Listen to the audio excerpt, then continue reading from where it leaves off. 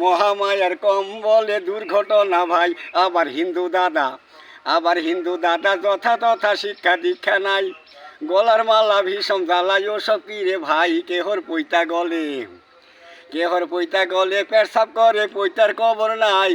কেহ বলে শাস্ত্রপটু চৈতন্য গোসাই। গাভীর দুগ্ধ নাই বলছি তাই, গু সকল নাই খেতে। সারা বছর হাল ডাকাইয়া মানুষ মরে ভাতে। প্রজায় পাইল দেগন মনের মতন গানটি আনা চাই। নাই রে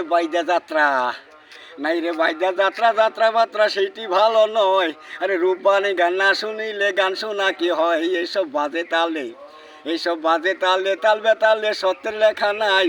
100-র মধ্যে 99টা মিথ্যা কথা পাই। দেশে এই কারণে কুশাসনে পরিণত হলো।